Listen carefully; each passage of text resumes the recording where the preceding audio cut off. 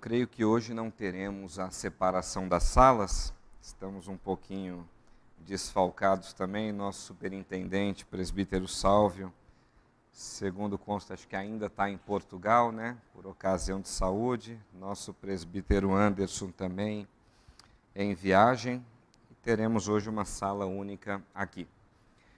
Queridos, eu escolhi um tema hoje histórico para nós trabalharmos, que foi um período pouco conhecido da nossa história aqui no Brasil, que foi um período das invasões holandesas aqui no nosso Nordeste brasileiro. E eu queria que nós discorrêssemos um pouco hoje sobre essa história que aconteceu no nosso país e, ao final, que venhamos a trazer algumas aplicações aqui, o que Deus tem para nos ensinar sobre esse período conhecido. Oremos para que Deus nos abençoe. Pai, que o Senhor nos dirija agora nessa escola dominical. Sabemos que homem algum, palavra alguma ou qualquer tipo de oratória é capaz de fazer aquilo que só o Senhor pode fazer, que é abrir os corações, adubar a semente e prosperar teu tempo. Então eu te peço, Deus, que o Senhor possa tratar nossos corações, a começar pelo meu, e que essa palavra venha frutificar de maneira próspera, conforme lhe aprouver, conforme for da tua vontade, para que o teu nome seja feito grande hoje e sempre, em Cristo Jesus. Amém. E eu começo com uma citação de Isaías que diz: eis que as nações são consideradas por ele como um pingo que cai de um balde e como um grão de pó na balança. Esse é o nosso Deus, né? Esse capítulo 40 de Isaías é um capítulo, usando uma linguagem aqui popular, bem enjoado, né? Isaías, ele provoca ali de uma forma muito intensa, revelando a grandeza de Deus. Que Deus pega... Quem é que mede as águas dos mares na concha das mãos e as estrelas nos palmos das mãos? E aí ele pega e fala, olha, as nações são como um pingo que cai de um balde, um grãozinho de pó que sobra na balança. Esse é o nosso Deus. E esse é o Deus que rege o universo, o Deus que está sentado sobre o trono do universo. Todas as nações, todos os reis, príncipes e governantes são como uma gotinha de um balde que cai diante dele. Ele é aquele que levanta reis e abate reis, é aquele que põe governantes para abençoar teu povo e põe outros governantes para disciplinar o seu povo. Ele é o Deus que governa acima de todas as coisas, fora do tempo, que não está preso numa linha cronológica, mas que rege o universo em todo o tempo e fora do tempo.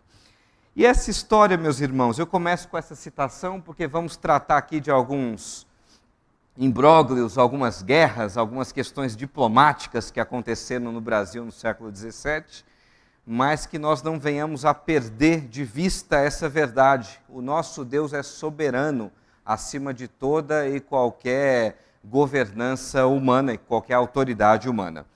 E eu dividi essa aula em 3 homens. Nós trataremos de 3 figuras aqui, 3 homens, 3 partes nessa aula, né? E no primeiro momento falaremos desse jovem de roupa pomposa e com essa postura, essa pose um tanto quanto engraçada, que é o primeiro representante aqui, Dom Sebastião, rei de Portugal. A seguir, nós discorreremos sobre um conde alemão, conde Maurício de Nassau, que está ali no meio, e por fim falaremos de um índio brasileiro, ou brasiliano, como eram assim chamados naqueles tempos, Pedro Poti. E o que Deus tem para nos dizer sobre a vida de cada um deles, o que nós vamos discorrer nesse período aqui. Queridos, sem sombra de dúvidas, foi o século XIV e o século XV que desfrutou das maiores expedições, as grandes navegações, né? Foi quando a tecnologia náutica avançou de tal maneira que o homem começou a navegar mar adentro.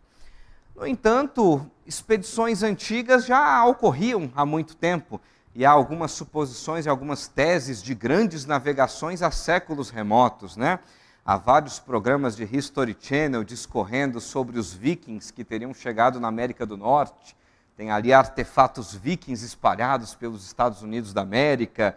Há algumas teses também de que os fenícios tiveram aqui no Brasil seria a Pedra da Gávea, um monumento a um dos seus antigos governadores fenícios e tantas outras suposições. Mas o século XIV e o século XV, especificamente o século XV, foi quando a coisa se desenvolveu de uma certa maneira mais intensa. Isso se deu por três coisas, três descobertas que, quando alinhadas naquele mesmo período de tempo, fez com que a tecnologia náutica avançasse. E essas coisas foram o leme central. As embarcações não tinham um leme central até essa época.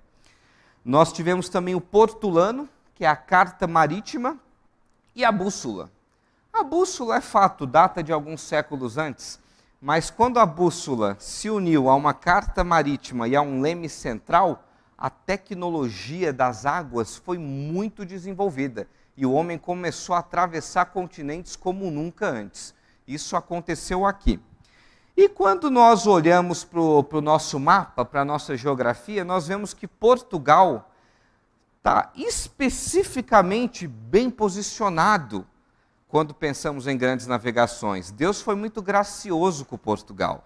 Deus pegou Portugal e colocou na pontinha da Península Ibérica, beijando o Mediterrâneo e olhando para todo o Atlântico. Se tinha um lugar para escolher para um país entrar na água, foi aonde Deus colocou Portugal. Era o melhor lugar para estar. Providência de Deus. Nas suas derivas continentais, nas suas separações, fez com que Portugal tivesse ali naquele local específico. E Portugal, desde o século XIII, é verdade, já estava se lançando nas águas. Portugal pegava e fazia uma expedição ali no norte da África, estava doido para tomar o Marrocos e descia um pouquinho mais, queria conquistar tudo. Portugal era um país ambicioso nas navegações e estava sempre querendo tomar o norte da África. E nesse contexto nasce o nosso primeiro personagem, Dom Sebastião. E Dom Sebastião foi uma figura um tanto quanto icônica, para não dizer folclórica. Um personagem que teve uma vida esdrúxula em vários aspectos. A começar que ele foi coroado rei aos 3 anos de idade. Era uma criança. Eu tenho uma filha de 3 anos, eu fico imaginando se ela virasse rainha agora, né? Seria um tanto quanto esquisito. Seu avô, Dom João III, morreu, seu pai morreu pouco tempo antes dele nascer, sobrou ele, com 3 anos de idade. Coroaram aquela criança rei de Portugal. É fato que uma criança de 3 anos não vai governar, né? Nós tivemos alguns períodos de regência ali, enquanto ele alcançasse uma idade da razão, para assim assumir o trono. Primeiro a sua avó, foi a avó regente, depois tivemos outros regentes ali. Mas foi feito rei aos 3 anos de idade. Esquisito, né? E ele era um jovem que ele tinha vários defeitos físicos no seu corpo, vários estigmas que muitos atribuíam àquela época à consanguinidade dos seus pais. Então ele era uma criança um tanto diferente das outras crianças. Aquela criança que quando o povo olhava, falava, esse nosso rei é diferente. Ele tinha alguns estigmas ali que a literatura descreve, não com muita clareza para nós. Mas fato é que muitas lendas pairavam sobre sua vida. Muitas lendas ficavam em cima daquele jovem que foi feito rei aos 3 anos e era um pouco diferente fisicamente, né? E havia um trovador, os irmãos vão de lembrar que nós estamos aqui na primeira escola de literatura de língua portuguesa, o trovadorismo, e havia um trovador ali, um sapateiro de nome Bandarra, Gonçalo Anes, que ele fazia algumas trovas falando de Dom Sebastião. E ele dizia que Dom Sebastião ele era a resposta ao clamor do povo português, era um rei que o povo esperava, um salvador que restauraria o povo. Então ele cantarolava suas trovas, chegou o nosso rei que há de nos salvar, Dom Sebastião, o prometido, o nosso Redentor que há de nos libertar e trazer anos de glória para a nossa dinastia de Avis, como nunca outrora, né? Um outro autor, João de Castro, ele fazendo uma tradução, uniu algumas tradições exegéticas bem confusas no livro de Daniel e no livro de Apocalipse, e ele apontava que Dom Sebastião era o prometido de Deus. Dom Sebastião era o Messias. Dom Sebastião era aquele que haveria de erguer a monarquia portuguesa ao seu lugar de direito, ao mais alto trono. Então nós tínhamos trovadores cantando que ele era o rei prometido, nós tínhamos exegetas de teologia chinfrim, dizendo que ele era o escolhido pela tradição cristã, e esse garoto foi crescendo, e foi crescendo envolto nesse ar, nessas lendas que pairavam sobre sua vida. E eu trago um autor aqui que diz: começam a correr em Lisboa as histórias mais inquietantes sobre a sua força física. Um dia dizem que uma lança estava em Santarém desde o tempo da conquista da cidade aos mouros, e que ninguém conseguira mover sequer 1 centímetro. Foi levantada por ele com a mão direita e meneada com toda facilidade. Então tinha uma lança presa lá, aí chegou o rei Arthur português, pegou, ó, fácil, tranquilo, gente, consegui. E o povo ficava admirado com essas histórias que corriam sobre Dom Sebastião. E Dom Sebastião cresceu, e quando ele estava ali na sua idade da razão, que assumiu de fato o trono português, ele pegou e falou: agora eu vou expandir mesmo Portugal e nós vamos invadir o norte da África. E ele começou uma campanha de alistamento militar ali junto ao povo, e com discursos muito inflamados, ele conseguiu juntar 15 mil soldados consigo. Jovens sem nenhum preparo militar, mas sem nenhuma estrutura, não sabiam nem manejar uma espada, e esses 15 mil foram junto com ele e desceram, e vamos invadir o norte da África. E essa expedição, ela aconteceu em Alcácer Quibir, e essa expedição culminou na morte de Dom Sebastião. Foi um massacre, não só ele, né? Dos 15 mil, uma mortandade absurda, mas o nosso rei morreu, e Dom Sebastião morreu. Só que teve um porém. Qual que foi o porém? Seu corpo nunca foi identificado. Nunca acharam o corpo daquele jovem para falar: está aqui, o rei morreu. E aí a gente tem um grandíssimo problema. Porque se ele é o nosso libertador, como diziam as trovas de Bandarra, se ele é o prometido, como dizia nosso exegeta de Daniel, como é que ele morreu? Ele não morreu, ele está escondido, ele vai voltar. Ele está escondido. E essa lenda foi maior que a lenda do Elvis, maior que a do Paul McCartney, do Hitler na Patagônia. Essa foi grande. Dom Sebastião não morreu. Está escondido numa ilha.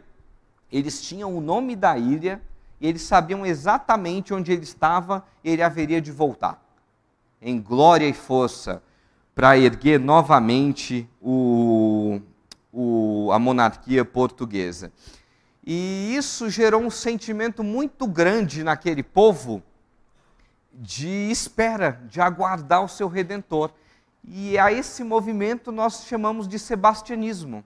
E o que é o sebastianismo? É aquele movimento fruto da morte do rei de Portugal, Dom Sebastião, de que ele não morreu, seu corpo não foi identificado, ele está escondido, ele vai voltar. E esse movimento nasceu e gerou uma sede muito grande no povo pela volta do seu Redentor, do seu rei. E a repercussão após essa batalha, ela foi muito grande. Nós tivemos uma perpetuação e uma propagação desse mito muito grande. Tivemos o padre Antônio Vieira, de quem falaremos daqui a pouco, Garré, Fernando Pessoa, Antônio Lobo Antunes, Almeida Faria e tantos outros autores de língua portuguesa discorrendo sobre Dom Sebastião, o nosso rei que não morreu, está escondido, vai voltar. Só que é fato que, nesse ínterim, até darem por certo da sua morte, vários impostores apareceram, né? E vários chegaram lá e falaram: voltei! Algum sósia, né? Que era meio parecido com ele, e apareceram vários pseudo-sebastiães reivindicando o trono. Sou eu, Sebastião, voltei, né? Mas você mesmo? Aí começava o interrogatório, viam que não era ele mesmo, e aí, opa, você está condenado, rapaz. E muitos foram condenados, muitos pseudo-sebastiães foram lançados às galés, foram condenados às prisões, né? E essa lenda foi se perpetuando. E eu trago aqui um autor, Bachelard, que diz, explicando um pouquinho do sebastianismo: Ele conta que o surgimento do sebastianismo seria explicado, portanto, por 3 fatores. O primeiro, o fato de Portugal ser uma sociedade sacral, impregnada de religiosidade em todos os setores da vida. Em segundo, seria o chamado por Oliveira Martins de substrato celta, que parece associar o rei Arthur a Dom Sebastião. E o terceiro, proporcionado pela história portuguesa frustrada, na qual a esperança de um futuro de pujança são alimentadas por um passado de glória, ficando presente representado por um momento expectante e inerte, próprio de culturas messiânicas. Há ainda alguns outros autores que dizem que havia aqui uma influência grande de cristãos novos, que eram judeus ali em Portugal, lembrando que os judeus têm sempre uma ideia de um Messias político que há de redimir o povo e libertar o povo do domínio romano e de qualquer outra fonte de natureza humana. Então havia muitos judeus cristãos novos ali em Portugal também, e essa história foi se difundindo por várias razões.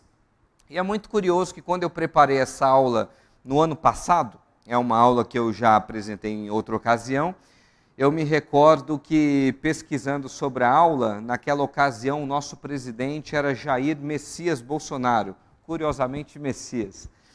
E eu achei uma série de artigos atuais da nossa mídia do ano passado, associando a figura de Jair Messias Bolsonaro a Sebastião, a um movimento de sebastianismo. Curiosamente, pesquisando ainda mais, encontrei uma dezena de matérias de jornais de 20 anos atrás, associando a Luiz Inácio Lula da Silva a Sebastião, ao sebastianismo. Fato é, meus irmãos, que o movimento do sebastianismo, esse senso de que precisamos de um redentor, seja de direita, de esquerda, não estou aqui para falar de política, mas é um senso que permeia a mente do povo brasileiro. O povo brasileiro herdou essa maldita herança de Portugal de achar que há de vir o Redentor para o povo, de achar que há de vir alguém que há de redimir o povo de todas as mazelas que acontece. E há várias razões para isso, Eu acho que aqui vale um belo de um tratado de ordem sociológica para entender isso, talvez um pouquinho daquele senso do vira-lata de Nelson Rodrigues, do brasileiro se achar menos, talvez um pouco daquele sincretismo religioso pesado que nós temos aqui no Brasil, Fica aqui para a nossa reflexão. O fato é que o povo brasileiro é um povo sebastião, é um povo que anela e anseia por um redentor que há de libertar o seu povo. E o que nos traz e qual a importância de começarmos essa aula falando da morte de Dom Sebastião? E a importância é uma, se não essa. Após a morte dele, e havemos de convir que passado algum tempo ele não voltou, deve ter morrido mesmo. Acho que não está numa ilha, deve ter morrido de fato. O trono português pegou e falou, precisamos de um rei, precisamos de um rei. E aqui nós temos uma transição da dinastia de Avis, também chamada de dinastia joanina. Havia muitos Joões, João, ele era o único Sebastião que aparecia lá. Todo mundo era João. Para a União Ibérica, o que foi isso? Deram por certo, tá bom, não voltou. O homem morreu, Dom Sebastião morreu. Quem vai assumir nosso trono? E 3 grandes famílias começaram a brigar pelo trono português. 3 grandes famílias. Não, eu tenho o direito. Não, mas o meu primo é casado com a rainha, sou eu e tal. E nessa briga toda, Filipe II, o rei da Espanha, foi quem levou a melhor. E falou, eu sou o legítimo herdeiro do trono português. Portugal é minha também. E nesse momento, Portugal e Espanha passaram a ser uma única nação. A União Ibérica, os 2 países governados por um único rei. E qual que era o problema disso aqui, meus irmãos? O problema é que Portugal era amigo da Holanda. Portugal e Holanda eram assim, faziam um negócio de açúcar lá no nordeste do Brasil e era um negócio próspero para os 2 lados. O português ia lá nos engenhos, plantava, o holandês vinha, comercializava, processava e era um negócio produtivo. Portugal e Holanda eram parceiros comerciais. Só que a Holanda, até pouco tempo atrás, ela era dominada pela dinastia dos Habsburgo, que estava sob domínio espanhol. E a Holanda detestava a Espanha nessa época, mas não queria nem saber da Espanha. Tinha acabado de se emancipar da dinastia governada pelo povo espanhol, e não quer nem saber da Espanha. Só que aí a Espanha pega e fala, Portugal, Holanda, Portugal agora é meu. Não quero saber de navio holandês entrando em porto meu. E aí, Holanda virou inimigo de Portugal por tabela. Acabou o negócio, acabou o negócio. Virou inimigo oficial por causa da Espanha. Não quero mais negócio com o holandês, não quero mais negócio. Só que aí aconteceu um problema, né? A Holanda pegou e falou, é assim, é? Eu é quem sei processar esse açúcar, eu é quem sei negociar isso aí tudo, eu é quem tenho conhecimento do mercado, eu é quem sei mexer com açúcar, não é espanhol nenhum não. Quer saber? Vamos invadir o Brasil. Agora que Portugal entrou na mão da Espanha, vamos para cima e vamos pegar aquele negócio lá. Agora a gente vai mostrar quem é que manda nessa história toda aí. E nós tivemos primeiro uma invasão que aconteceu em Salvador. Ela não teve muito sucesso. Cerca de um ano depois, os holandeses acabaram deixando expulsos de lá.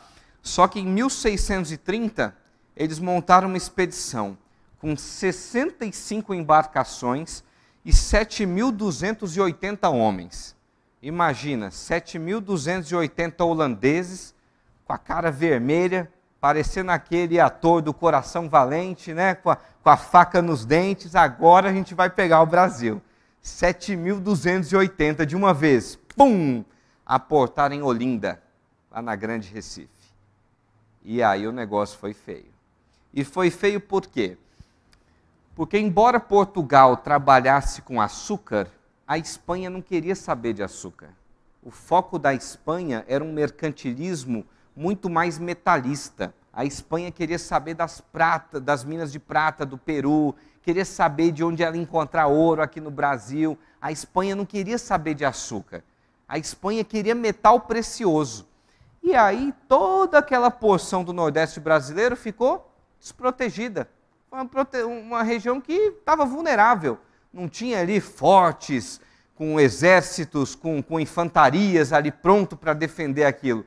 Estava desguarnecido, estava fácil. 7.280 holandeses com raiva, pegaram um terreno desprotegido, tomaram conta. Tomaram conta. E assim que eles tomaram conta, eles montaram a Companhia das Índias Ocidentais, WIC, a Companhia das Índias Ocidentais. E para essa companhia era uma empresa privada que ia gerir, que ia administrar aquela porção territorial ali de Pernambuco, um pouquinho da Paraíba. Eles elegeram um conde alemão. E eles pegaram e falaram, vamos mandar o nosso conde alemão, que ele é um bom governador, um bom gestor. E ali chegamos no segundo personagem de nossa aula, o conde Maurício de Nassau. E o príncipe alemão enviado pela Companhia das Índias Ocidentais, meus irmãos, ele era um homem de quem podemos facilmente defender aquela alcunha de um homem à frente do seu tempo. Esse foi um homem brilhante, um gestor de carta maior, um homem que promoveu um desenvolvimento social e urbano tão grande no Nordeste brasileiro como nunca houve antes, como nunca se teve notícia antes. A colônia portuguesa do Brasil até esse tempo era uma colônia abandonada. Portugal não queria saber disso daqui. Portugal estava focado lá, em Portugal. Até Dom João VI, ali fugindo de Napoleão, quando veio aportar aqui em terras tupiniquins, trazendo um desenvolvimento cultural, o Brasil não tinha nada. O Brasil era um brejão, era uma mata, uma floresta grande, com alguns jesuítas no contexto da Contra-Reforma catequizando índios e alguns bandeirantes explorando terras por aí, mas sem muita organização social. Não havia muitos princípios de desenvolvimento urbano, como nós vamos ver a partir de agora. E o que foi que esse homem fez? O que Maurício de Nassau trouxe para o Nordeste brasileiro? Mais precisamente para a região do Recife. Primeiro, tivemos uma urbanização eficiente, vias planejadas, leis sobre saneamento, descarte de lixo, coisa que jamais tinha se ouvido falar no Brasil. desenvolvimento acadêmico, chegada de inúmeros cientistas, estudos sobre fauna e flora, doenças tropicais. Portugal jamais tinha pensado em estudar algum negócio de doença aqui do Brasil.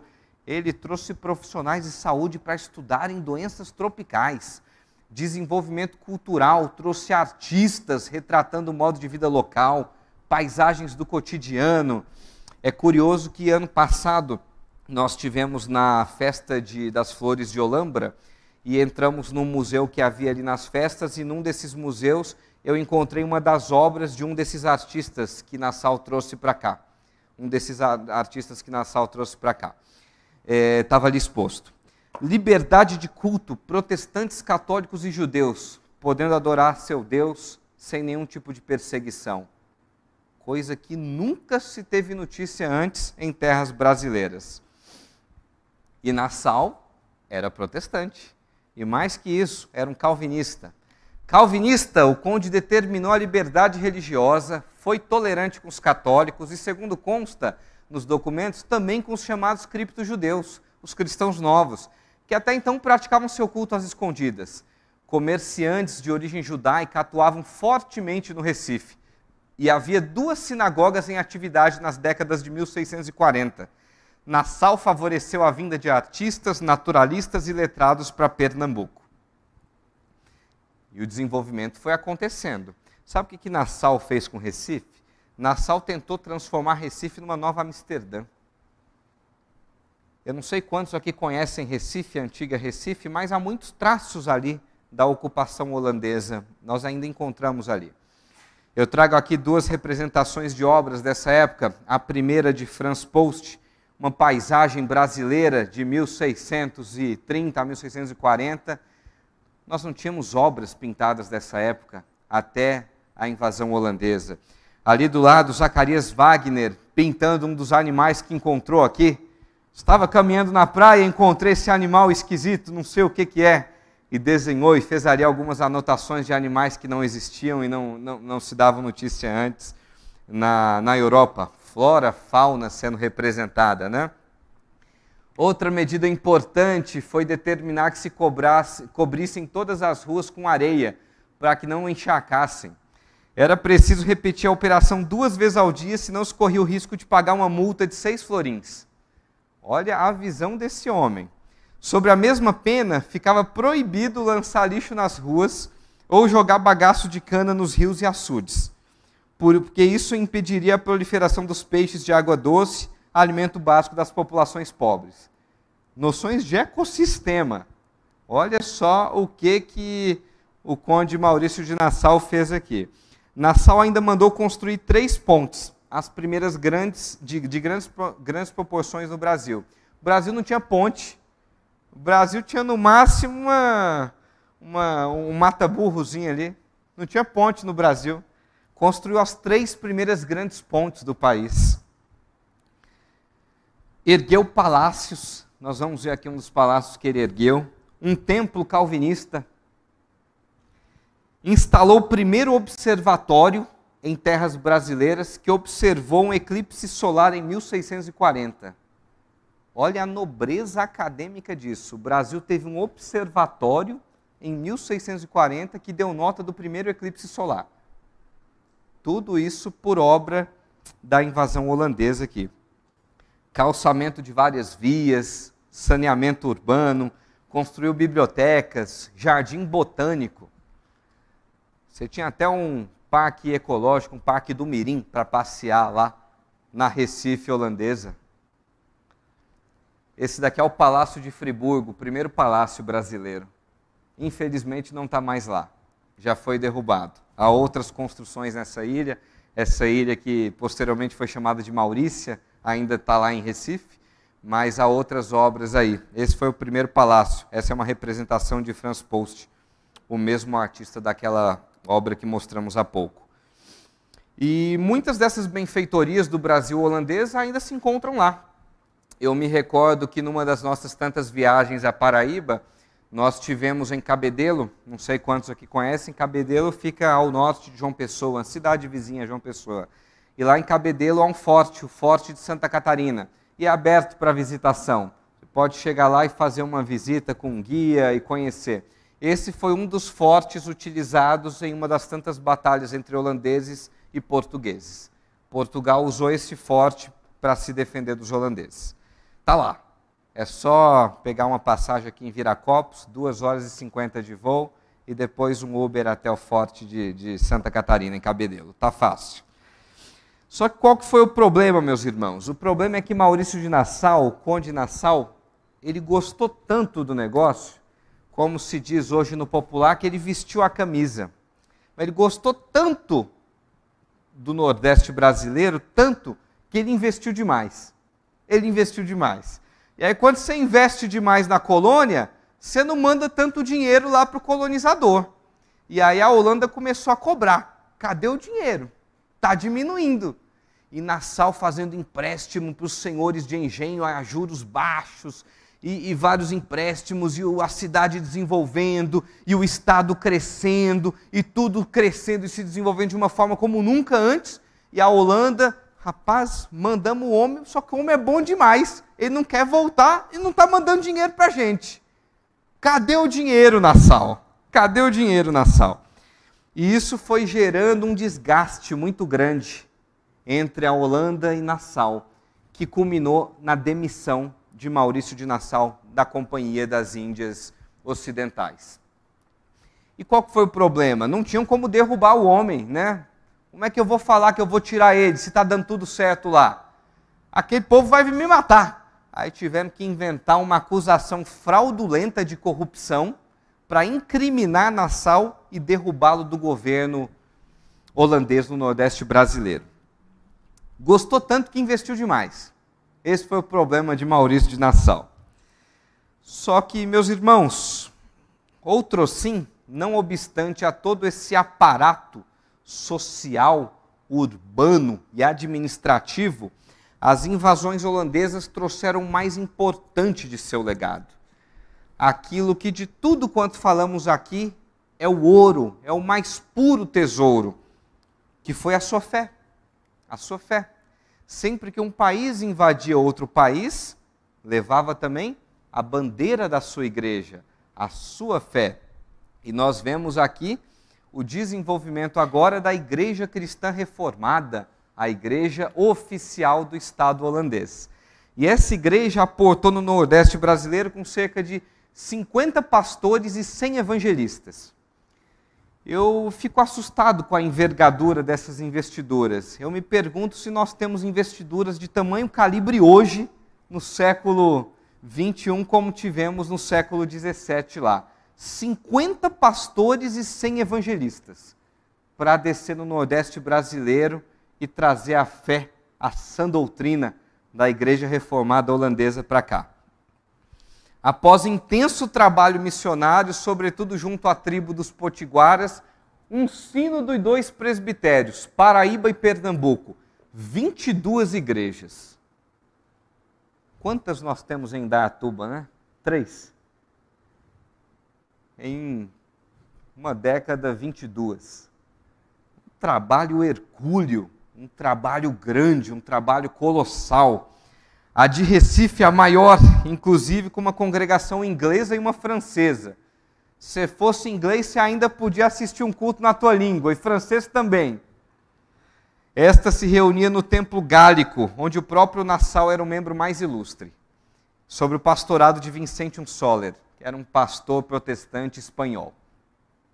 Tudo isso no Brasil no século XVII. Só que tudo isso começou um pouquinho atrás, em 1625, especificamente na Baía da Traição, na Paraíba. Outro local para você botar na tua agenda de viagem aí também. Está lá para passear. Lá na Baía da Traição, em 1625, aportou um barco com alguns desses evangelistas e após 6 semanas de trabalho intenso junto aos índios potiguaras, 6 índios embarcaram num desses navios rumo à Holanda com os holandeses. Para fazer o quê? Seminário. 6 desses índios foram tocados pela mensagem do Senhor, ali através do trabalho desses homens. sentiram a vocação de Deus clamar no coração e falaram: nós precisamos ir com vocês. E foram. Dentre esses, Antônio Paraupaba e o nosso próximo personagem, Pedro Poti. E Poti, meus irmãos, ele foi um desses índios potiguaras, brasiliano da terra, que entrou e foi para a Holanda estudar teologia com os nossos colonizadores. E Poti foi levado para a Holanda com outros companheiros, lá estudou o idioma da terra e foi instruído na doutrina da Igreja Cristã Reformada. Ele ficou na Holanda de 1625 a 1631, 6 anos. Curso bom, né? 6 anos. Ganhou do JMC? Ganhou, né, Lucas? Voltou falando e escrevendo corretamente o holandês, manteve-se fiel aos seus protetores e, sobretudo, à fé evangélica que havia adotado. Atuou como intérprete, tradutor e missionário junto a povos indígenas.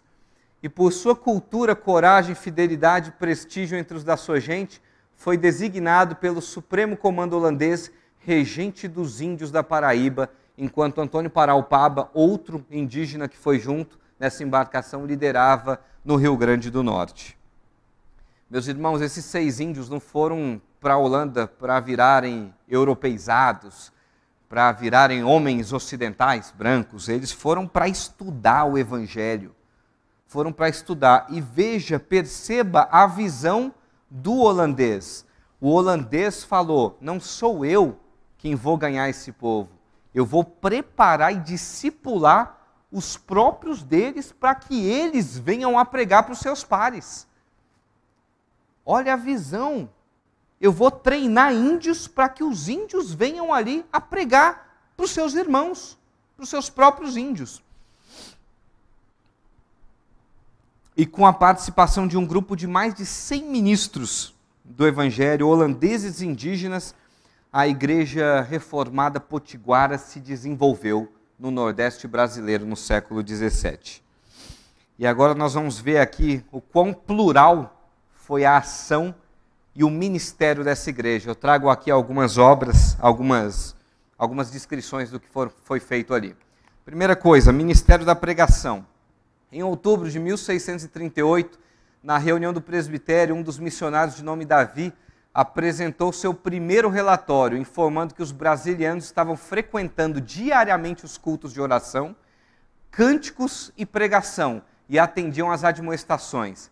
Primeira ceia do Senhor em terras brasileiras, em 1640, aqui na Paraíba, na vila de Pedro Poti, reunindo índios de várias aldeias.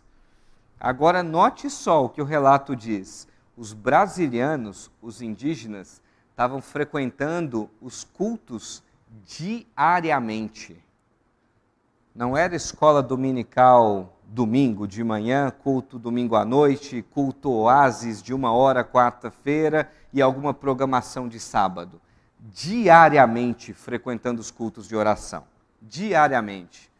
Santa Ceia com várias aldeias reunidas numa vila em 1640.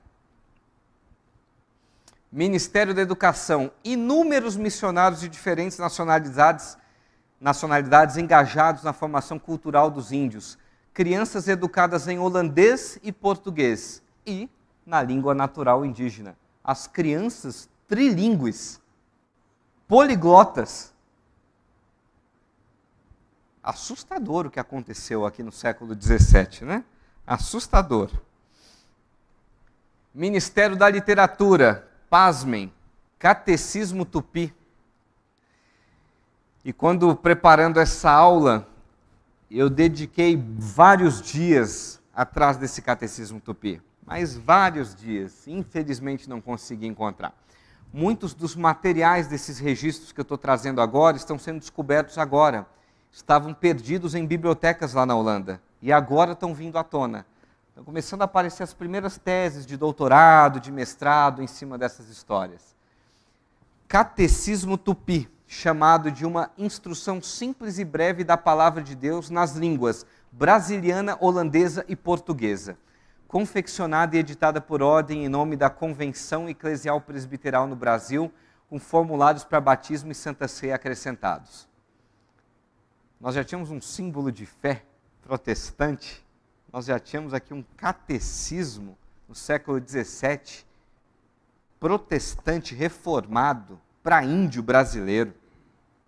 Ministério diaconal, os pastores se preocupavam com a saúde dos índios, alertando o governo para a falta de alimentos, remédios, etc. Esse choque cultural europeu-índio foi um choque que trouxe muita doença, mas muita doença. Por quê? Porque os índios tinham um padrão de saúde, um padrão, um regime alimentar, uma microbiota, uma flora intestinal e condições ambientais, climáticas totalmente diferentes do europeu. Totalmente diferentes. De igual modo, havia doenças aqui que não havia na Europa. A sífilis, por exemplo, era uma doença desconhecida do europeu. Ela era uma doença sul-americana. Tanto é que alguns brincam que a Europa trouxe a civilização para a América do Sul e a América do Sul trouxe a sifilização da Europa. Mas muitas das doenças vieram do europeu para cá. Você imagina você tendo contato com um povo diferente, disenterias, gripes de toda natureza, né? Eu estava lendo uma matéria ontem que falava de uma empresa, alguns órgãos que regem a Antártida, explicando que há algumas regras para quem vai fazer turismo lá.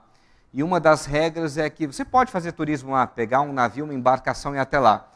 E algumas regras, como por exemplo, você não pode ficar mais de 15 pés de distância de um pinguim. 5 metros, o máximo de 5 metros. E você não pode sentar nem deitar no gelo. Você não pode deitar e fazer uma foto no gelo.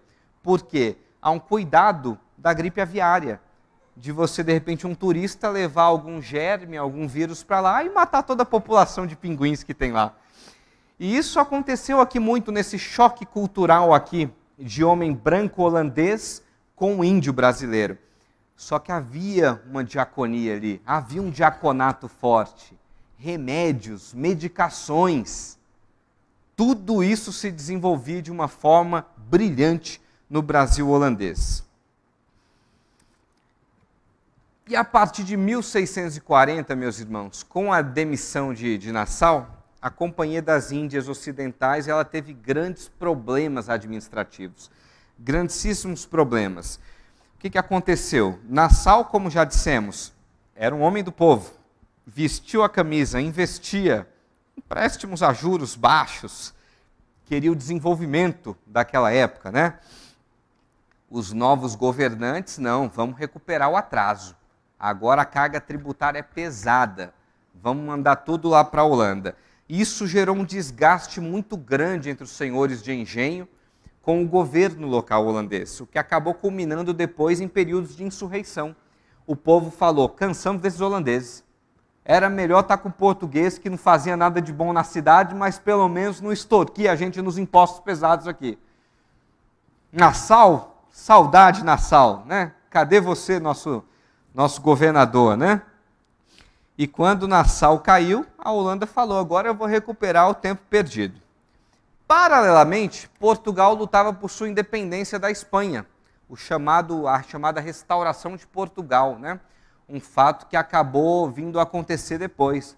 Portugal falou, esse negócio de União Ibérica não está dando certo, a gente era mais feliz antes, por que deixamos na mão de Filipe II? Era para ter arrumado alguém da gente mesmo, daqui, e para ter assumido o trono de Dom Sebastião, né? E em 1654, com a companhia em crise, a Holanda dividida em 2 frontes de guerra, brigando com a Inglaterra, Portugal se recupera, deixa a Espanha de lado e fala, vou tomar de novo o meu Nordeste, o Nordeste é meu. E tomou. E tomou. E foi com tudo ali para cima e tomou o Nordeste. Só que não tomou a base da espada somente. Houve muito sangue derramado, é fato. Mas aí, quando Portugal viu que a Holanda estava vindo de novo, aí Portugal pegou e falou, vamos conversar. Vem cá. Quanto é que você quer para o Pernambuco? Eu vou te comprar Pernambuco de novo. E comprou. E Portugal pegou e comprou da Holanda para ficar em paz. E falou, fica vocês lá, eu fico aqui e está tudo bem. E o que aconteceu com a Igreja Reformada Potiguara, meus irmãos? Havemos de lembrar que a Companhia de Jesus não era muito amistosa. Embora essa não seja a história que nos contem nas salas de aula das escolas hoje, jesuítas eram truculentos, jesuítas eram agressivos, violentos, né? E quando os índios potiguaras reformados ficaram literalmente a ver navios e holandeses indo para fora, falaram: agora a gente está com um problema, vamos ter que fugir. E foram mais de 4.000 índios, marchando por mais de 700 quilômetros, até chegarem a essa serra, a Serra de Ibiapaba, no Ceará. E lá eles ficaram reclusos. Toda a igreja potiguara foi lá para a Serra de Ibiapaba, prestar o teu culto ao Deus vivo, ao Deus verdadeiro, aos moldes que foram ensinados pelos holandeses e longe da presença de jesuítas. 4.000 pessoas, entre crianças e idosos, marchando para lá. E lá na Serra de Ibiapaba, 3 grupos indígenas surgiram. Os tapuias, que não eram protestantes, mas apenas aliados dos holandeses, os potiguaras, que formavam a igreja, e os tabajaras, que eram residentes da serra. E na serra, os potiguaras começaram a evangelizar os tapuias, e muitos se converteram à fé reformada, e esse foi um período de grandíssima importância para a igreja reformada. Por quê? Porque foi na serra, durante 2 anos, que a igreja reformada potiguara existiu e funcionou, sem a presença de holandês ou qualquer homem branco. Foi uma igreja inteiramente indígena. Nós tivemos uma igreja reformada indígena no Brasil, sem presença de homem branco, no século XVII. E agora nós chegamos no ápice da nossa aula, a pedra preciosa, o âmago, o cerne que aquece os nossos corações. O registro do padre Antônio Vieira, quando ali chegou na Serra de Ibiapaba. E diz assim Vieira: com a chegada destes novos hóspedes, ficou Ibiapaba a verdadeira Genebra de todos os sertões. Porque muitos dos índios pernambucanos foram nascidos e criados entre holandeses, sem outro exemplo nem conhecimento da verdadeira religião romana, para Vieira. E ele continua: na veneração dos templos, das imagens, das cruzes, dos sacerdotes e dos sacramentos, estão muito deles tão calvinistas e luteranos como se nasceram na Inglaterra ou Alemanha. Estas chamam a igreja romana falsa igreja e da doutrina patranha dos padres. Precioso, a Genebra dos sertões. Eu acho que o padre Vieira tremeu nas pernas aí, né? Tremeu nas pernas, como nós brincamos no popular, né? A Genebra de todos os sertões. A doutrina católica romana, patranha dos padres, isso é falsa igreja. Isso é falsa igreja. Índios sem a presença de homem branco. E eu vou trazer agora um excerto de uma das autoras que foi grande base para essa aula. Ela descrevendo aqui um pouquinho de como era a teologia, quão sólida era a teologia desses indígenas, meus irmãos. Prestem atenção nesse relato. Os termos teológicos citados pelos índios no relatório de Vieira sugerem ao pesquisador mais atento sua profundidade teológica. Se for levado em consideração que os mestres de escola holandeses seguiram cronologicamente o catecismo de Heidelberg, seriam necessários 26 domingos para ter conhecimento sobre batismo. Sendo assim, os assuntos anteriores ao batismo também eram conhecidos pelos potiguaras, isto é, pecado original, salvação, trindade, justificação pela fé. Afirmar que a missa é um culto falso remete a saber diferenciar o que acontece na comunhão, se o pão e vinho transformam-se ou não em corpo e no sangue de Cristo. Para você entender tudo isso, houve ali uma catequese delicada, houve ali uma instrução muito grande. Esses índios não tinham uma teologia rasa, era uma teologia sólida, profunda, eles debatiam teologia. Eu tenho certeza que acho que muitos desses jesuítas passaram vergonha lá na Serra de Ibiapaba, passaram vergonha com os nossos irmãos indígenas ali. E queridos, todavia, foi no meio de uma dessas tantas guerras de Portugal e Holanda, pela reconquista do Nordeste brasileiro, que caiu nosso personagem, Pedro Poti. Especificamente na Batalha dos Guararapes, ele foi capturado, e eu trago aqui um registro do nosso antropólogo saudoso Darcy Ribeiro. E olha só o que Darcy Ribeiro diz. Pedro Poti, regedor dos índios da Paraíba, tendo caído prisioneiro dos portugueses a 19 de fevereiro de 1649, na segunda funesta Batalha de Guararapes, foi barbaramente tratado por aqueles algozes, excedendo com e o que perpetram a todas as crueldades por mais desumanas que se possa imaginar. Era constantemente açoitado, sofreu toda espécie de tormentos, foi atirado, preso por cadeias de ferro nos pés e mãos, a uma enxove, a uma masmorra escura, recebendo por alimento unicamente pão e água, e realizando ali mesmo durante 6 longos meses as suas necessidades naturais.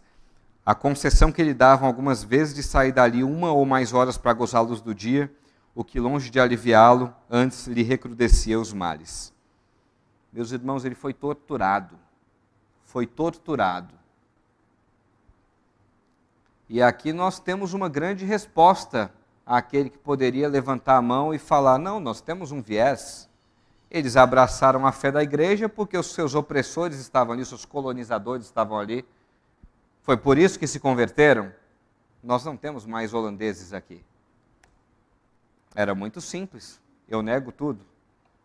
Mas nós temos aqui o primeiro martírio em terras brasileiras. Um índio brasileiro que foi torturado por não negar sã doutrina. Nosso irmão em Cristo, índio potiguara, Pedro Poti. Evangelista, missionário, filho de Deus. Há um belíssimo documento de Antônio Paraupaba, aquele outro indígena que eu falei que ficou no Rio Grande do Norte, foi também naquela embarcação fazer seminário lá, ele descrevendo o martírio de seu irmão indígena, Pedro Poti, e clamando pela ajuda da Holanda. E ele mandou um documento para a Holanda.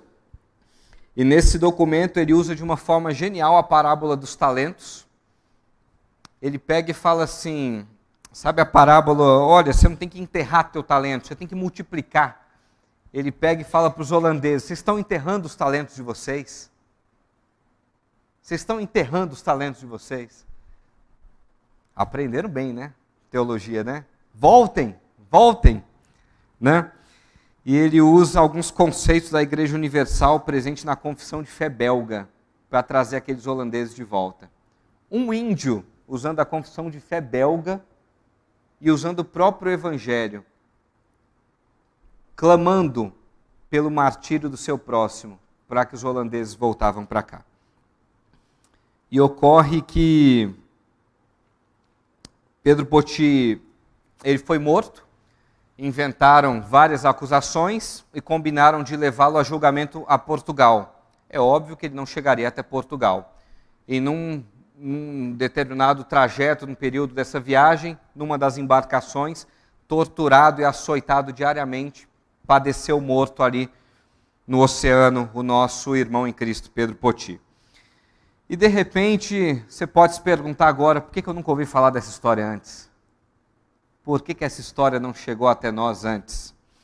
E eu trago aqui alguns excertos de alguns autores sobre o esquecimento e a omissão de Pedro Poti.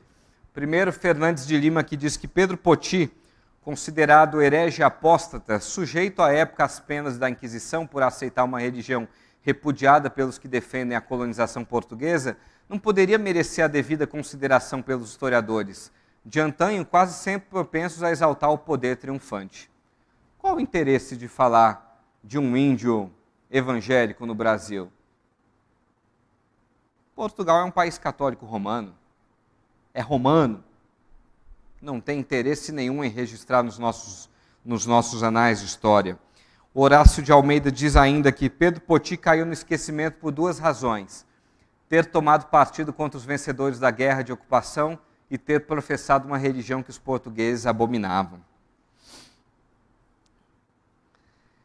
E a maior prova, meus irmãos, de que essas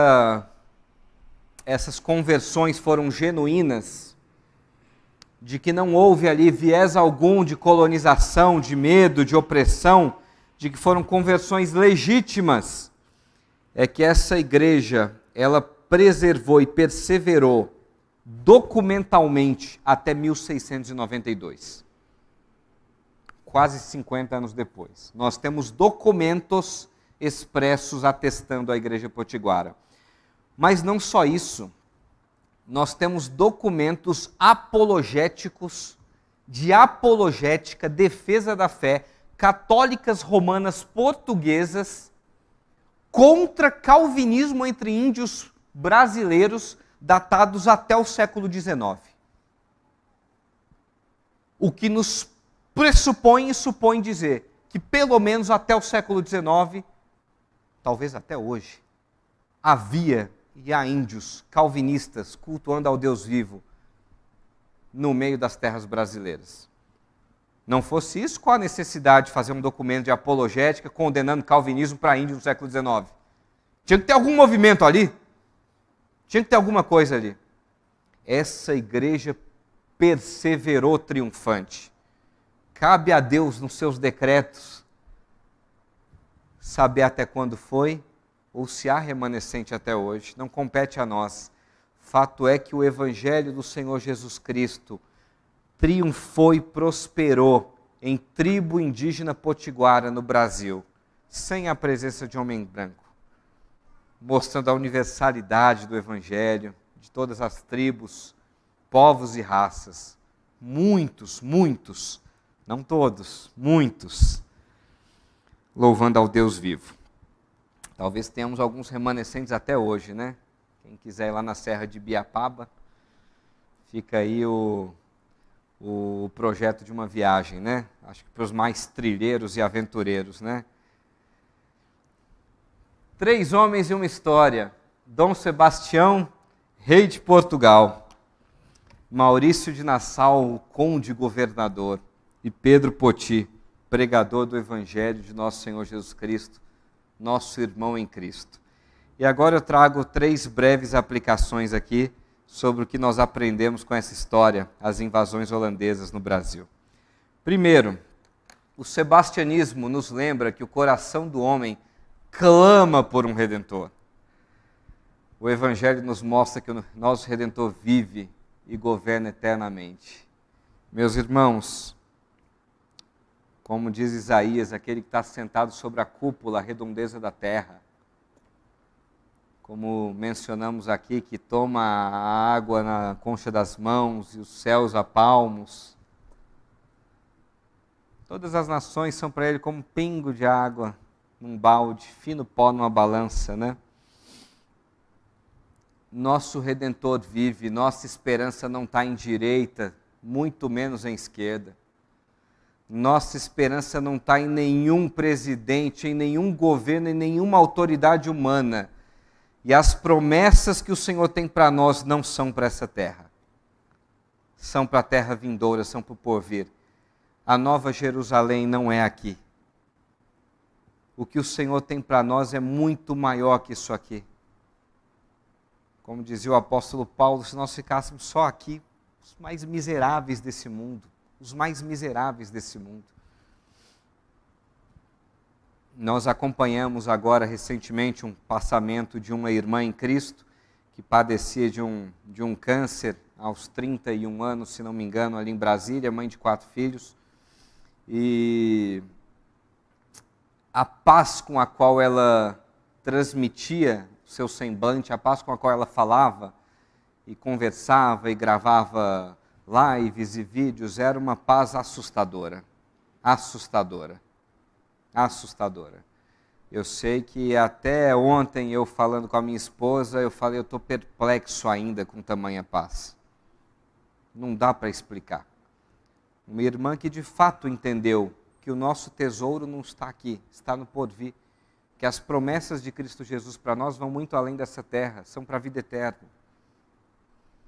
Meus irmãos, não há nenhum Redentor para nós nessa terra, senão Cristo Jesus. E se nós estivermos aqui com aquele pensamento de que o Senhor vai nos abençoar, o Senhor há de fazer prosperar o Brasil, o Senhor há de fazer isso e aquilo, nós estamos fazendo exatamente o que o povo português fez lá e exatamente o que o povo judeu faz até hoje, esperando um Messias político, um Messias libertador, que vai abençoar socialmente o teu povo, quando na verdade o nosso Messias é aquele que prepara moradas no lar celeste junto ao Pai e não nos deixa órfãos, manda o Espírito Santo para ser nosso consolador. Segundo ponto, Maurício de Nassau nos mostra que o Evangelho é indissociável à vida civil. A ética protestante promove desenvolvimento social. A irmandade de Cristo é maior que qualquer diferença cultural. O sangue que corre aqui é mais forte do que qualquer bandeira de pátria. Nós não somos brasileiros, nós somos filhos do Deus vivo. Essa é a nossa identidade. Essa é a nossa bandeira. Esse é o nosso DNA. Nós somos filhos do Deus vivo, comprados pelo sangue de Cristo Jesus. Não somos brasileiros, paulistas, mineiros, cariocas, paranaenses, ou de qualquer estado que for. Nós somos filhos do Deus vivo. Relações saudáveis entre povos, línguas, raças, posições sociais, tudo isso é promovido pelo Evangelho, meus irmãos. Patrões, tratem bem seus empregados, porque isso é bom no Senhor, isso é mandamento de Deus, é implicação também do mandamento do Senhor. Salários justos, condições favoráveis. Empregados, tratem seus patrões com respeito. Isso é mandamento de Deus. É honrar pai e mãe. Oremos por toda a autoridade instituída por Deus, seja ela boa ou não, seja ela para bênção ou para juízo, para disciplina.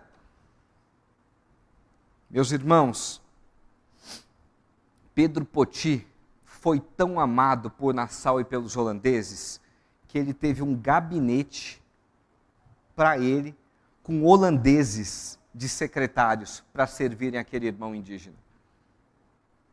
Não há xenofobia, racismo de qualquer ordem. É o sangue de Jesus que nos identifica. É muito maior, é muito maior. O entendimento a nossa mentalidade protestante, ela implica em desenvolvimento social. Nós não podemos delegar para o Estado aquilo que compete à igreja. Nós não podemos terceirizar aquilo que é mandamento do Senhor. A nossa tradição reformada é essa, meus irmãos. É amparar o órfão e a viúva nas suas necessidades. É educar, alfabetizar à luz da palavra de Deus. Não é isso que nós fazemos aqui no rito do batismo? O que os pais juram aqui perante a igreja? Que vão alfabetizar e criar seus filhos e ler a lei do Senhor dia a dia com eles. Mas às vezes vira um rito tão artificial, né? No meio de fotografias e fotos e aquele clima gostoso que nós não entendemos o que está acontecendo ali. A grandeza e a profundidade daquele sacramento. Os holandeses inseriram o índio na sua cultura, no seu estado, na sua sociedade. Muitos índios, meus irmãos, recebiam salários de holandeses. Salários de holandeses. Terceiro ponto. Pedro Poti relembra-nos que já estamos crucificados com Cristo, de modo que não vivemos mais nós. Se temos de perder família, bens, poder, com Ele reinaremos. Primeiro mártir brasileiro. Está lá hoje, nas mansões da eternidade. Vamos encontrar com ele lá. Quando se fizer a chamada para o galardão das recompensas da graça de Deus, vai estar lá o nosso índio Pedro Poti, nosso compatriota, nosso irmão em Cristo. 3 séculos e meio depois do seu martírio, quase anônimo, permanece como um paradigma de coragem e firmeza na fé. Firmeza moral e espiritual para nós hoje. Que nós nunca nos esqueçamos, meus irmãos, que nossa morada não é aqui. Nós somos forasteiros aqui. Como uma das canções da banda Resgate diz nos dias de hoje, nossos pés estão no chão, a cabeça nas alturas. A cabeça nas alturas. Somos satélites na órbita do amor de Deus. Nós vivemos aqui, tratamos as nossas coisas aqui, casamos e nos damos em casamento, trabalhamos, compramos, construímos, pagamos boleto. Mas a nossa vida não é aqui. Nós não podemos nos esquecer, a nossa cabeça tem que estar sempre lá, fixa, sabedores de que somos forasteiros em terra estranha. Que Deus nos abençoe. Dúvidas, contribuições? Cantemos então de pé o hino 288, a mensagem... Opa, temos ali. Sim? Por favor, meu irmão.